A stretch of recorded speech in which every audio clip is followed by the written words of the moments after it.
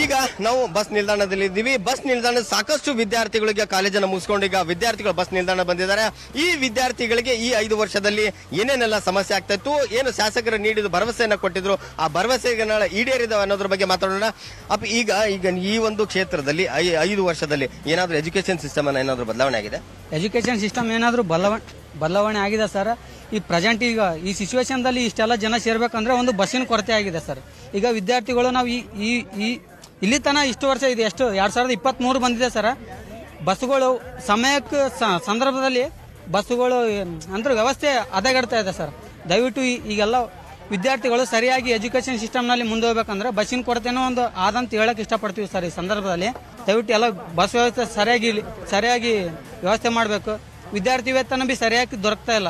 ವಿದ್ಯಾರ್ಥಿಗಳೇ ಸ್ಕಾಲರ್ಶಿಪ್ ಹಾಕಿ ಎಷ್ಟೋ ವರ್ಷ ಆಯ್ತು, ಇನ್ನಾದ್ರೂ ಅಕೌಂಟಿಗೆ ಜಮಾ ಆಗಿದ್ದಿಲ್ಲ. ಉದ್ಯೋಗ ಮೇಳ ಅಂತ ಮಾಡ್ತಾರ, ಅಲ್ಲಿ ಏನಿಲ್ಲ ಕಾರ್ಯಕ್ರಮವನ್ನು ಯಶಸ್ವಿ ಮಾಡಿಸ್ತಾರ, ಅವ್ರದವ್ರ ಪಾಡಿಗೆ ಅವ್ರು ಹೋಗಿಬಿಡ್ತಾರ. ಆಯ್ತು ಅಷ್ಟೇ ನೋಡ್ರಿ. ಉದ್ಯೋಗ ಅಂತ ನಮ್ಮ ಭಾಗದ ಜನರಿಗೆ ಶ್ರೀ ಸಿಮೆಂಟ್ ಕಂಪ್ನಿ ಬಿದ್ದದ್ರಿ ಸರ್. ಈಗ ಅವ್ರ ಎಜುಕೇಶನ್ ಸರ್ಟಿಫಿಕೇಟ್ ಇದ್ರ ಬಿ ಅವ್ರು ಇವತ್ತಿನ ದಿವಸ ಕೆಲಸ ಮಾಡ್ತಿಲ್ಲ, ಬೆಂಗಳೂರಿಗೆ ವಲಸೆ ಹೋಗ್ತಾ ಇದಾರೆ. ಆ ಸೌಲಭ್ಯವನ್ನು ಈಗ ಉದ್ಯೋಗ ಕೊಡ್ಸಕ್ಕಂತ ಎಲ್ಲ ಶಾಸಕರು ಮಾಡ್ಬೇಕಂತ ನಾನು ಕೇಳ್ತೇನೆ. ಈಗ ನೀವು ವಿದ್ಯಾರ್ಥಿಗಳಾಗಿ ಈ ಒಂದು 5 ವರ್ಷದ ಅವಧಿಯಲ್ಲಿ ಈ ಒಂದು ಶಾಸಕರೇನ ಭರವಸೆನ ಕೊಟ್ಟಿದ್ರೆ ಅದು ಈಡೇರಿದವ? ಅಷ್ಟೊಂದು ಈಡೇರಿಲ್ಲ. 100ಕ್ಕೆ 10% ಅಟ್ಟೆ ಈಡೇರಿಬಹುದು. 90% ಈಡೇರಿ. ಗ್ರಾಮೀಣ ಭಾಗದಿಂದ ಬರ್ತಿದ್ರಿ, ರಸ್ತೆಗಳಾಗಲಿ ಬಸ್ಸಿನ ವ್ಯವಸ್ಥೆ ಕೂಡ ಇಲ್ಲ. ರಸ್ತೆಗಳು ಕೂಡ ಸಂಪೂರ್ಣ, ಕೆಲವೊಂದು ಗ್ರಾಮಗಳಿಗೆ ರಸ್ತೆ ಕೂಡ ಸಂಪೂರ್ಣವಾಗಿ ಹದಗೆಟ್ಟಂತ ಪರಿಸ್ಥಿತಿ ಆಗಿದೆ. ಅದನ್ನ ಸುಧಾರಣೆ ಆಗ್ಬೇಕಂತೀರಿ? ಆಗ್ಬೇಕ್ರಿ ಸರ್. ಇವು ಕೋಡ್ಲದಿಂದ ಸೇಡಂ ತನ ರಸ್ತೆ ಇದೆ. ಕೋಡ್ಲದಿಂದ ಬೆಂಕನಳ್ಳಿನಿಂದ ಆ ಕಡೆ ರಸ್ತೆ ಇಲ್ಲ. ಮುಷ್ಟಳಿಗೆ ಬಸ್ ಇಲ್ಲ. ನಾಮರ್ಗೆ ಒಂದು ಬಸ್ ಇದೆ, ಮುಂಜಾನೆ ಒಂದು ಸಂಜೆಲಿ ಒಂದಿದೆ, ಮಧ್ಯಾಹ್ನಕ್ಕಿಲ್ಲ. ಮತ್ತೆ ಯಾದಗಿರಿನಿಂದ ಸೇಡಂನಿಂದ ಯಾದಗಿರಿಗೆ ಬಸ್ ಇವೆ. ಬೆಂಕನಳ್ಳಿಂದ ಟೋಟಲ್ 3 ಬಸ್ ಆಗುತ್ತೆ, ಮಧ್ಯಾಹ್ನ, ಮುಂಜಾನೆ, ಸಂಜೆಲಿ. ಈಗ ಕೋಡ್ಲ ಅಂತಲ್ಲಿ ಇದೆ, ಮುಷ್ಟಳಿ ಮತ್ತೆ ಒಟ್ಟು ಬಸ್ಸೇ ಇಲ್ಲ.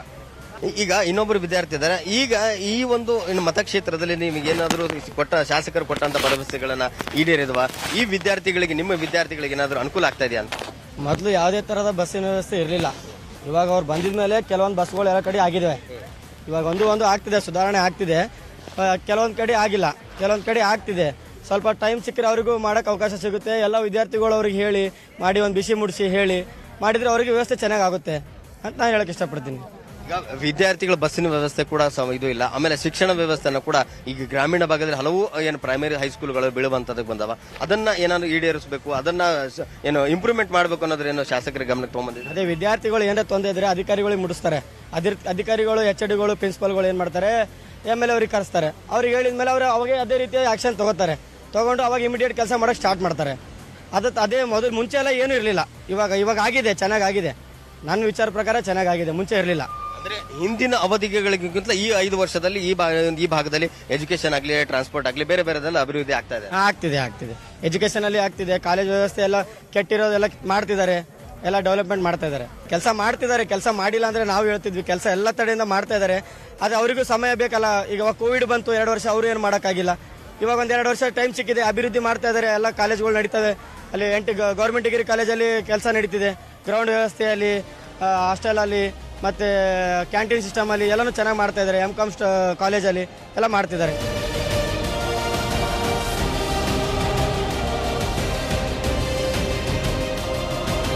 ನಾವೀಗ ಸೇಡಂ ವಿಧಾನಸಭಾ ಕ್ಷೇತ್ರದ ತರಕಾರಿ ಮಾರುಕಟ್ಟೆಯಲ್ಲಿದ್ದೀವಿ. ಈ ಮಾರುಕಟ್ಟೆ ಜನರ ಸಮಸ್ಯೆ ಏನು, ಇಲ್ಲಿದ್ದಂತಹ ಶಾಸಕರು ಅವರ ಸಮಸ್ಯೆಗೆ ಸ್ಪಂದಿಸಿದಾರ, ಈ ಏನು ಮಾರುಕಟ್ಟೆಯ ವ್ಯಾಪಾರಿಗಳ ಮತ್ತೆ ಸಾರ್ವಜನಿಕರ ಅಳಲೇನು ಅನ್ನೋದನ್ನ ಕೇಳೋಣ ಬನ್ನಿ.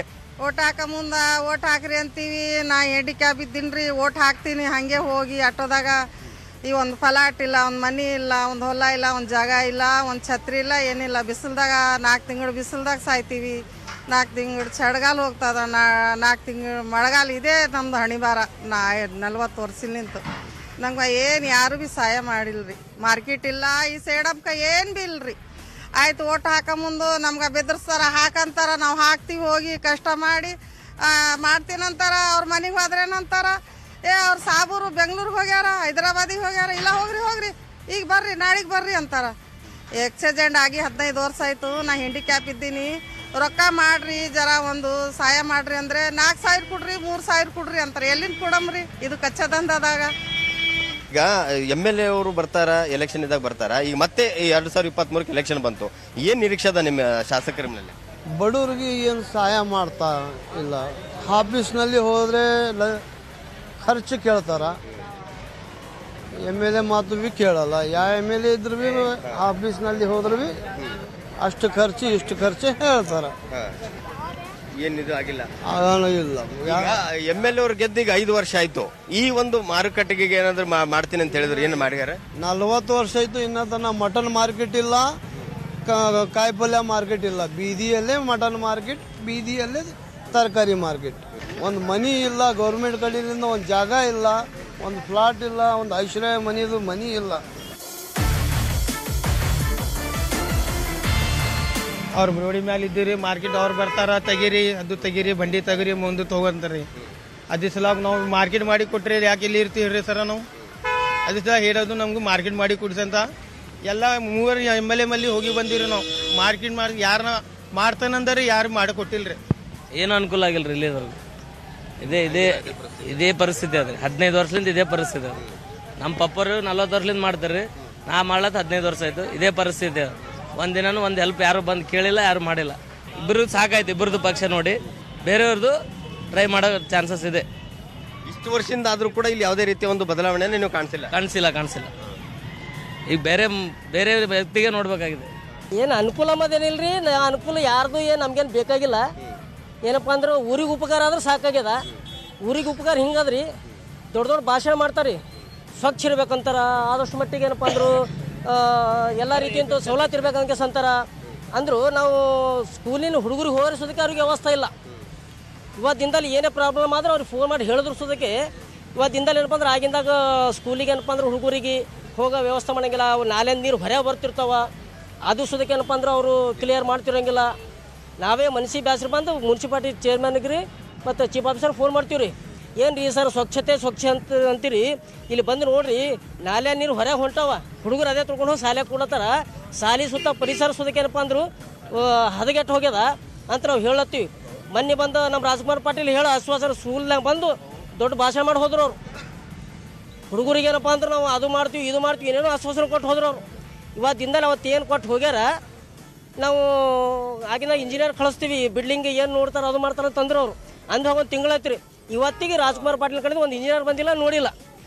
ಅದು ಸ್ಕೂಲ್ದೇನಪ್ಪ ಅಂದರು ಹುಡುಗರಿಗೆ ಶೌಚಾಲಯ ಇಲ್ಲ. ಹುಡುಗರಿಗೆ ಶೌಚಾಲಯ ಇಲ್ಲ ಸಲುವಾಗಿ ಎಲ್ಲೋ ಬೇರೆ ಹೋಗಿ ಹುಡುಗರು ಏಕೆ ಮಾಡಿ ಬರ್ತಾರ. 5 ವರ್ಷಕ್ಕೆ ಒಂದು ಸರ್ವೆ ಎಲೆಕ್ಷನ್ ಬರ್ತದ, ಮಾರಿ ತೋರಿಸ್ತಾರ. ಯಾರು ಗೆಲ್ತಾರ ಹೋದ್ರಪ್ಪ ಅಂದ್ರೆ ಆಯಿತು. ಇವ್ರು ಸೋತಾರ ಏನಂತಾರ, ನಮ್ಮ ಕೈದಾಗ ಏನಿಲ್ಲಲ್ಲಪ್ಪ, ಅವ್ರು ಗೆದ್ದಾರ ಹೋಗ್ಯಾರ, ನಾವೇ ಮೇಡಮ್ ಅಂತಾರ.